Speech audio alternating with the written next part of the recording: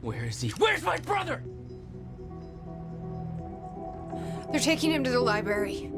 You might still be able to catch them. Why are you helping me?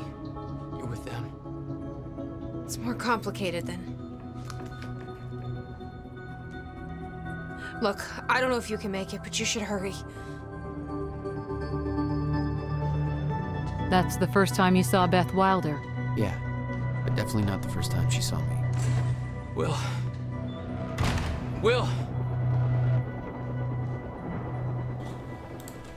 Lost in the decadence of its own design, Remedy Entertainment's Quantum Break is going to fall a little short for most people's intensely hyped up desires. However, this doesn't indicate that Quantum Break is a bad game. In fact, it's the opposite. It's a daring game that Remedy Entertainment took great pride and care with, yet it never truly reaches that jaw-dropping moment in story.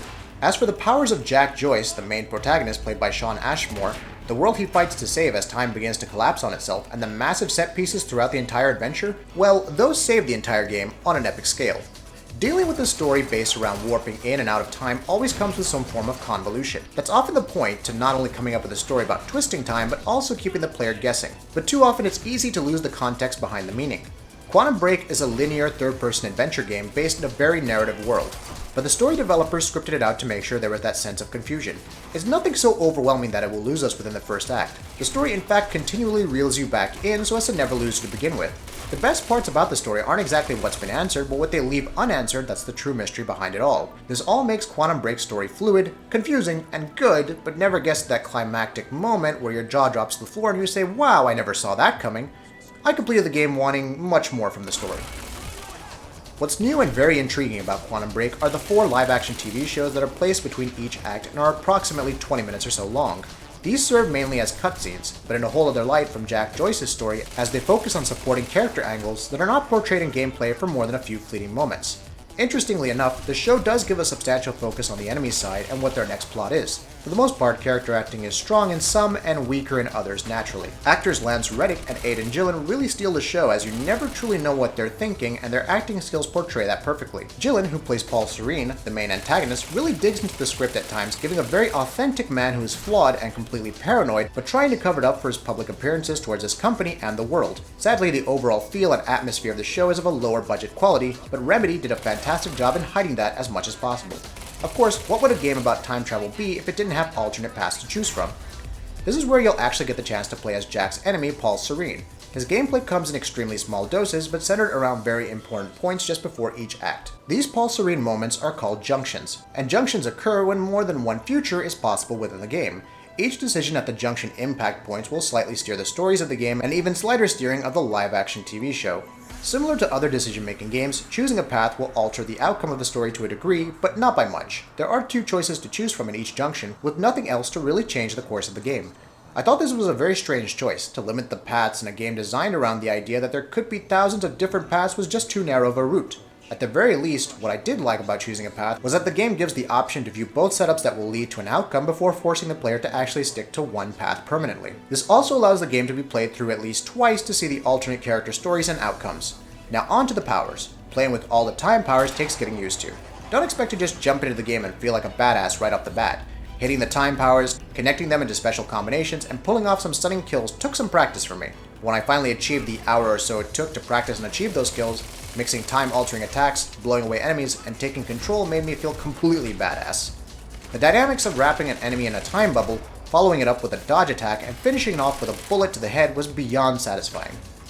Several Chronon sources are hidden throughout each level. These are essentially collectible nodes that can be redeemed to upgrade and/or unlock powers to help against fighting ever-growing stronger enemies. Upgrading is amazing, it's comprehensible and fast. And that's a good thing as Quantum Break is only about 10 to 12 hours long, and that's factoring in collecting everything and watching each TV show.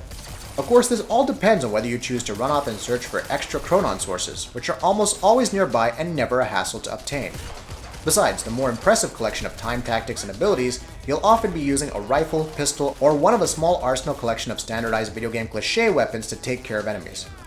Quantum Break often deals in stereotypical video game tropes, such as snipers on a rooftop near explosive tanks, or even lots of conveniently placed weapons and ammo reload packs. Though these tropes are there, they're mostly overlooked by rarely having to depend solely on a rifle for a kill, as many of the time abilities are just too fun to not use constantly over weapons when possible. Alas, Jack is not an unstoppable juggernaut within this time-altering world. After the pushover enemies of Act 1, moving forward things start to really heat up. It never becomes overwhelmingly difficult though. Some enemies start equipping themselves with anti-stutter suits, granting time-moving abilities that are able to negate Jack's powers, and chronon dampeners which, well, dampen his abilities in certain areas. This brings a certain tier of levity in an otherwise overpowered character build, when negating Jack's powers lead to more challenging obstacles that take physical work rather than the twisting of time and objects. Just as it sounds, however, this game is almost always based around waves of enemies in any act and rarely deviates from that tone. Sadly, Jack's movement, the simple kind of moving backwards and forwards and to either side, feels rusty. Almost as if nudging the left analog stick feels less like a command and more like trying to persuade Jack to move. I found this quite bothersome, especially when trying to avoid bullets and enemies when most of my time powers have been drained from use.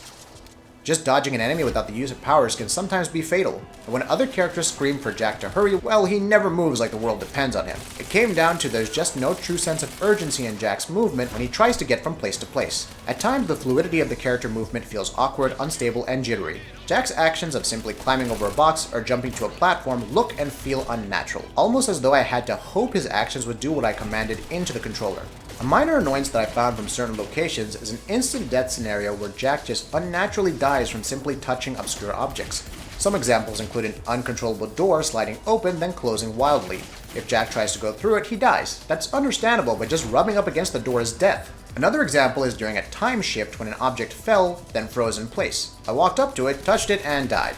These are minor annoyances that only occur during time shifts, but it's something that should have been polished up a bit more. Character design and level design are magnificent. Facial features represent intricate emotion just through the twitch of an eye or even a small semi-grin.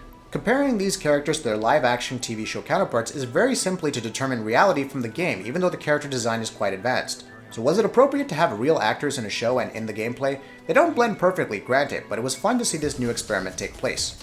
Quantum Break is a true adventure game that prides itself on elaborate set pieces, maybe more so than any other game I've ever seen. From derailed trains to massive explosions and much more. Just adventuring from one point to another, there's almost guaranteed to be something jaw-dropping, unbelievable, and catastrophic around every turn. The finely tuned graphics of each location and set pieces are brilliantly defined, making this game a current-gen standard for what games should look like going forward. The authenticity of the voice ensemble from some of Hollywood's finest actors, in some respects, substantially brings Quantum Break's intense atmospheres and nuances between cynical masterminding and saving the world up to a whole other level. It's nice to see a game with fresh voices rather than the same people from other games carried over from one franchise to another. A game wouldn't be great without an amazing musical score and soundtrack. Quantum Break's tactile music, manipulated, broken down, and rearranged through Jack's time skills, is often a sentiment of just how beautifully rendered the sound of it is. You'll definitely appreciate Remedy's time that was spent on creating an ironic cacophony that works brilliantly with each action. The truth about the manipulation and control of time as a story element in Quantum Break is not solely focused on what changes the world goes through or what new obstacles get in the way, but also the focus is on character development, on their struggles and hardships. Quantum Break delves deep into designing a world around character development in a very strategic format. Not only does time change the characters, but it does so rapidly. It's almost like watching a single-cell organism evolve into a tiger in minutes. Immense, right to the point, and figuring out what happened, what these characters went through that changed them during that time is part of the puzzle you'll constantly be thinking about while playing through the game. This is definitely a game that isn't afraid to have fun while playing a few tricks on the player.